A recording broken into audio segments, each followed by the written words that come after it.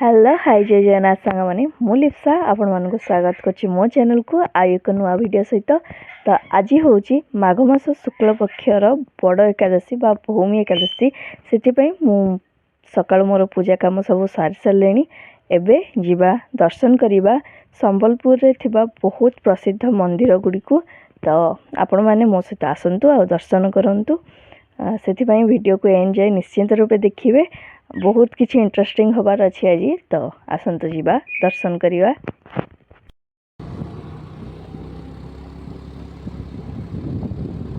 एबे मु बाहरी गली संबलपुर बहुत ही फेमस टेम्पल माँ घंटेश्वरी को दर्शन पई। तो ये देखि पारुथिबे एते सुंदर व्यू अछि माँ घंटेश्वरी टेम्पल को जीवा रास्ता रे।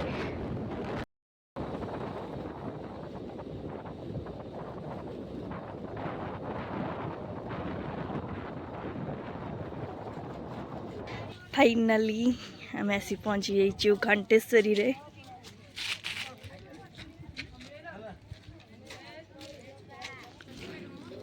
आपण मैंने देखिपे यहाँ घंटेश्वर बाहर एवं जा मंदिर भीतर को माँ को दर्शन करिया।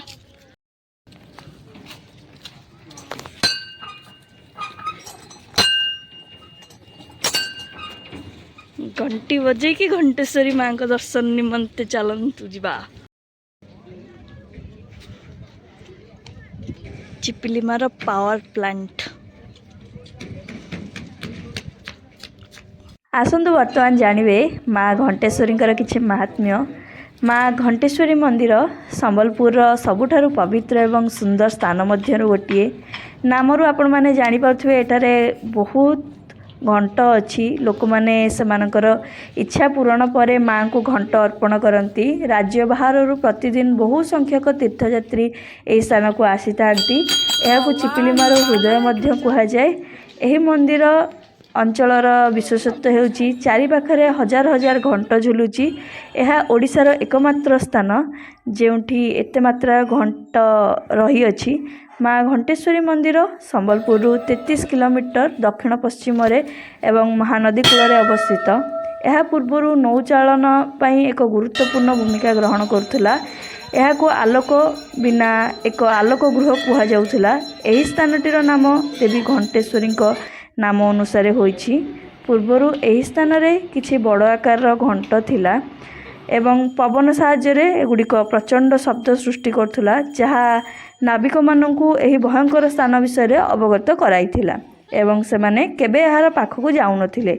एही अंचलटी महानदीर 3टी जलधारा समाहार होइतिबारु एठारे जलस्रोत अत्यंत तीव्र एवं एक घूर्णिबलय सृष्टि करुछि। एही कारणरू एही स्थान निकटरे पहुँचवा समय अनेक डंगा बुड़ी जाइथिला। एठारे पवन बहुत जोर रे बहिथिला एवं यह साहाଯ୍ୟରେ घंटी शब्द सृष्टि करुथिला। एबे हीराकुद बंध निर्माण परे एही स्थानटी सुरक्षित होई गला एवं एही स्थानरू महानदीर तीव्र जलस्रोत माध्यम विद्युत उत्पन्न मध्य करा जाई थाए।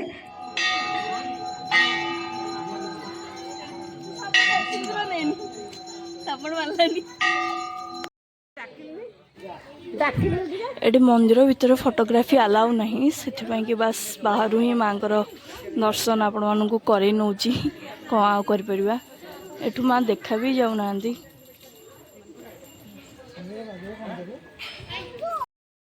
आपण मैंने देखिपे मंदिर रे केते संख्यार घंटी सब लगा हेची। से माँ को ना घंटेश्वरी एठी किंबदंती अच्छी। माँ को जेकोसी मनस्कामना मागी घंटी बांधिले मनस्कामना निश्चिंत रूपे पूरण हुए। से कि भक्त मैंने एठी शह शह मात्रा आसती माँ को दर्शन सहित निज मनस्कामना पूर्ण निमंते एठी घंटी बांधिकी जाई थांती। बहुत दिन पर आज एकादशी मु माँ को दर्शन करने को आसी आ बहुत बढ़िया लगुच एठी आसिकी।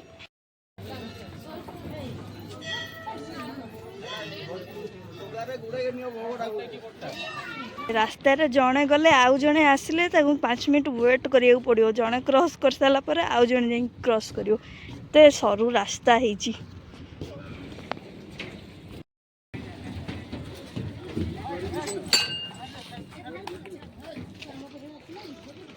तुम मैंने क्या ये बस तुम देखले मत मो भौणी कथा मन पड़ जा कि दुख। तो आज फ्रूट जूस ही मोर डिनर कारण आज एकादशी।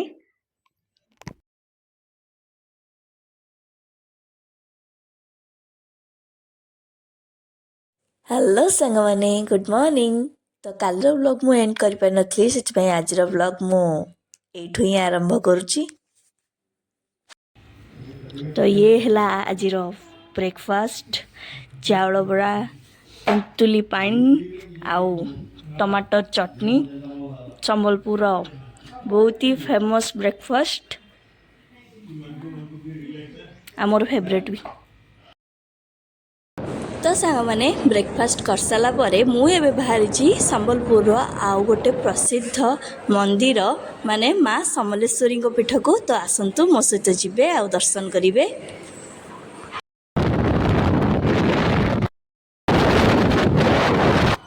फाइनाली बहुत वर्ष पर मार दर्शन की चांस मिलला। मंदिर भितर तो फोटोग्राफी अलाउ नहीं, बस बाहर सब व्यू मु आपण सहित निश्चिंत रूपे शेयर करी। आसतु वर्तमान जानिबा माँ समलेश्वरी विषय किछि कथा। किंवदंती अनुसार महाराजा बलराम देव तांको राज्यर राजधानी प्रतिष्ठा करिया पई महानदी कूल चर्तपुर गाँव में निजर शिविर पकाई। एही समय रे सेठारे घटिथिला एक अलौकिक घटना। राजा को सही जगह देखा देथिले माँ समलेश्वरी। एथिसहित नदी कूल एक शिमुली गछ निकट में तांको मंदिर प्रतिष्ठा पई माँ निर्देश देथिले। बुद्धिजीवी कहवा अनुसार संबलपुर सहरर नाम माँ समलेश्वरी नाम अनुसार दि जाइछि। शास्त्र अनुसार त्रेतया जुगरे अयोध्या रामचंद्र पर राजगादी संभाली लव एवं कुश। सेतबेले उत्तर कोशल और दक्षिण कोशल नाम नामित थिला अयोध्या। दक्षिण राज्यर राजा थिले कुश। तांको समय रे दाक्षिणात्य थिबा एक राक्षस बारंबार आक्रमण करुथिला। एही आक्रमणरू रक्षा करिया पई हनुमान रक्षा कवच रूपे माँ लंकेश्वरी को आनी चित्रोत्पला और तेल नदीर संगम स्थल रे थिबा सोनपुर रे स्थापन करथिले। परवर्ती समय रे राजा बलराम देव देवी विग्रह उद्धार करी वर्तमान पीठ रे स्थापन करथिले। माँ समलेश्वरी अनेक वेश मध्य धवलमुखी वेश अन्यतम। एहाकू गंगा वेश मध्य कहुए। यह पछर रोचक कहानी किछि एही प्रकार। माँ समलेई को प्रतिदिन 4 थर पूजा करा जाए, सकाळ मध्याह्न संध्या एवं राति रे। वर्ष तमाम माँ सिंदूर मुही वेशरे भक्तों को दर्शन देउथुआ बेले महालया बेले धवलमुखी वेशरे दर्शन दियंती। महालया दिन माँ सती वेशरे सज्जित होइथांती। सही दिन रात्रि रे माता को गंगा जल रे स्नान करा जाई धवल वेश करा जाई थाए। तेणु याकू गंगा वेश मध्य कहा जाए। माँ को पीठरे नुआखाई एवं दुर्गा पूजा प्रमुख पर्व रूपे पालन करा जाए।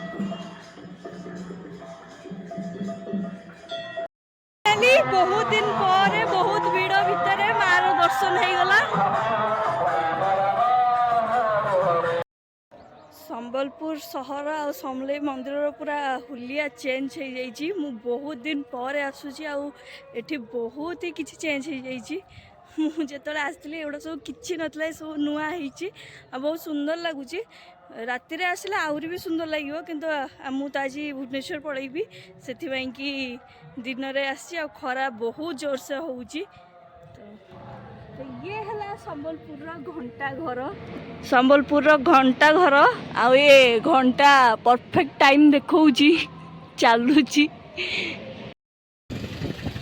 एठी महानदीर इवनिंग आरती हबार अच्छी बट केबे हबो सेटा हमको जाना नहीं। समलेश्वरी मंदिर ठू महानदीर व्यू फोटोग्राफी पाई प्लेसटा बहुत ही मस्त है। आपण मैंने ये आसिक फोटोग्राफी करें आउ बहुत ही भल लगुच आसिक प्लेस को। मु तो बहुत दिन पर आसी।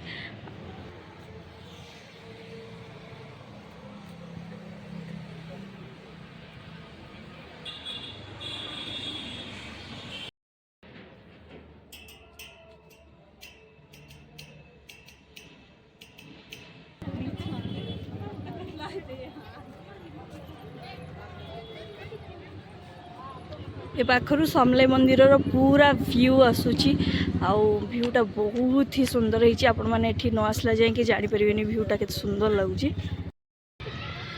तो ये ब्रिज पुरु समलेश्वरी टेम्पल पूरा व्यू आसूची आउपटे महानदीर भी बहुत सुंदर व्यू आसूची आपण मैंने एठी न आसला जाए व्यू को एंजॉय करि परिवेनी जेते भी कैमरा रे वीडियो रे देखंतु बहुत ही सुंदर प्लेस अछि। तो जदि आपण माने पारुचंती देन निश्चय माँ समलेश्वरी टेम्पल विजिट करंतु। माँ को दर्शन कर सारा पर टिके पेट पूजा तो करियार थिला सेति मु एठिकी आसीची। संबलपुर फेमस नली चाट देखिया टेस्ट करिया केंद लागुची।